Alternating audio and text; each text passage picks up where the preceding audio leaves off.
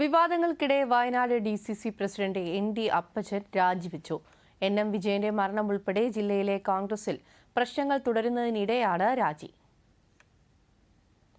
വിവരങ്ങളുമായി അരുൺ വിൻസെന്റ് ചേരുന്നുണ്ട്. അരുൺ, കേൾക്കാമോ?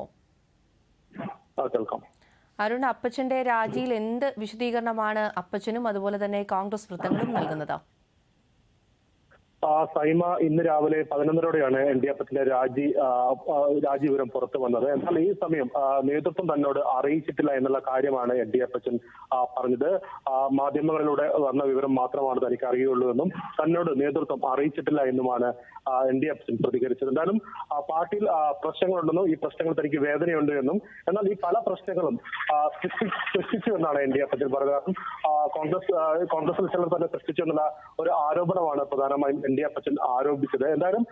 ഏതാനും വർഷങ്ങൾക്കുള്ളിൽ തന്നെ കോൺഗ്രസിനുള്ളിലെ ഗ്രൂപ്പിസത്തെ തുടർന്ന് 5ഓളം പേരാണ് ആത്മഹത്യ ചെയ്തത്.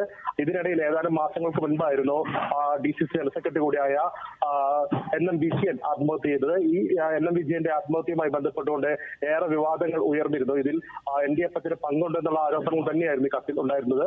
ഇതേ തുടർന്ന് വലിയ തോതിലുള്ള ചർച്ചകൾ ഈ വിഷയവുമായി ബന്ധപ്പെട്ട് ഉണ്ടായിരുന്നു. മരുമകൾ പത്മജ പരസ്യമായി തന്നെ രംഗത്ത് വരികയും ചെയ്തിരുന്നു. എന്നാൽ പത്മജയ്ക്ക് NM വിജയൻ ഉണ്ടാക്കിയ ബാധ്യത കോൺഗ്രസ് നേതൃത്വം ഏറ്റെടുക്കുകയും ആ പണം ഇന്നലെ അടച്ചു തീർക്കുകയും ചെയ്തിരുന്നു. ഇതിന് തൊട്ടു പിന്നാലെയാണ് ഇപ്പോൾ ND അപ്പച്ചനെ മാറ്റിക്കൊണ്ട് തന്നെ KPC നേതൃത്വം വിവരം പുറത്തുവിടുന്നത്. ഔദ്യോഗികമായി ഈ വിവരങ്ങളൊന്നും ND അപ്പച്ചനോട് പറഞ്ഞിട്ടില്ല എന്നുള്ളതാണ് നമുക്ക് അറിയാൻ കഴിയുന്നത്. കോൺഗ്രസിനുള്ളിൽ ഏറെ കാലമായി തന്നെ വലിയ തോതിലുള്ള വിവാദങ്ങളായിരുന്നു ഉണ്ടായത്. ഏതാനും മാസങ്ങൾക്ക് മുൻപായിരുന്നു മുള്ളംകൊല്ലിയിൽ ഇതുമായി ബന്ധപ്പെട്ടുകൊണ്ട് വിവാദം ഉണ്ടായത്.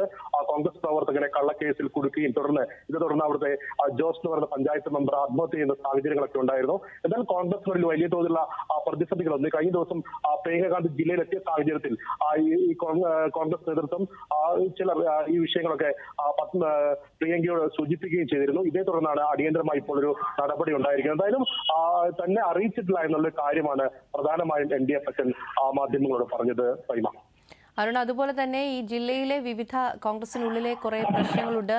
അതോടൊപ്പം തന്നെ ഇപ്പോൾ ഈ അപ്പച്ചന്റെ രാജി കൂടി വരുമ്പോൾ അത് ഏത് രീതിയിൽ പ്രതിരോധിക്കാനാവും കോൺഗ്രസ് നേതൃത്വത്തിന്റെ നീക്കം? പ്രധാനമായും അതായത് ഇത്തരം ഈ വിവാദങ്ങൾക്കൊക്കെ കാരണം DCCയുടെ ഒരു പ്രശ്നം എന്നാണ് കോൺഗ്രസ് നേതൃത്വം കഴിഞ്ഞ ദിവസങ്ങളിലൊക്കെ വ്യക്തമായിരുന്നത്. നിലവിൽ ഗ്രൂപ്പ് സമവായത്തിന്റെ ഭാഗമായിക്കൊണ്ടാണ് ND അപ്പച്ചൻ വീണ്ടും DC പ്രസിഡന്റ് ആകുന്നത്. കാരണം ഒരു ടൈമിൽ DC പ്രസിഡന്റ് ആയിരുന്നു. അതിനുശേഷം അദ്ദേഹം വീണ്ടും DC പ്രസിഡന്റിലേക്ക് മടങ്ങി വന്ന അതാണ്.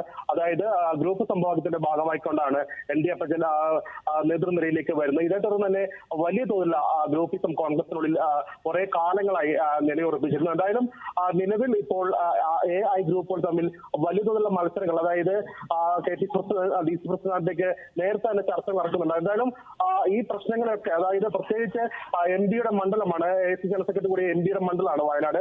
അതുകൊണ്ട് ഈ പ്രശ്നങ്ങൾ പരിഹരിക്കണമെന്ന് AICCക്ക് വ്യക്തമായ നിർദ്ദേശമുണ്ട്. ഇതിന്റെ ഒരു ഭാഗം കൂടിയായിട്ടാണ് കഴിഞ്ഞ ദിവസം പ്രിയങ്ക ജില്ലയിലെത്തിയപ്പോൾ തന്നെ കോൺഗ്രസ് നേതാക്കൾ തന്നെ പ്രിയങ്ക നേരിട്ട് കണ്ടെത്തി ഈ വിഷയങ്ങൾ അവതരിപ്പിക്കുകയും ചെയ്തിരുന്നു. ഈ ഒരു സാഹചര്യത്തിലാണ് ഇപ്പോൾ ഇത്തരം ഒരു തിടുക്കത്തിൽ നടപടിയിലേക്ക് വന്നിരിക്കുന്നത്. എന്തായാലും ഈ പ്രശ്നങ്ങൾ തീർത്തുകൊണ്ട് തന്നെ നല്ലൊരു നേതൃത്വത്തില് നല്ല ഒരു DCC ഉൾപ്പെടുന്ന ഒരു കമ്മിറ്റിയെ പുനർനിർമ്മിക്കാനാണ് ഇപ്പോൾ KPC അടക്കം ഇപ്പോൾ മുന്നോട്ട് വരുന്നത്. സൈമ, ശരി അരുൺ, വ്യക്തമാണ്. വയനാട് DCC പ്രസിഡന്റ് രാജി സംബന്ധിച്ച വിവരങ്ങളാണ് അരുൺ വിൻസെന്റ് നൽകിയത്.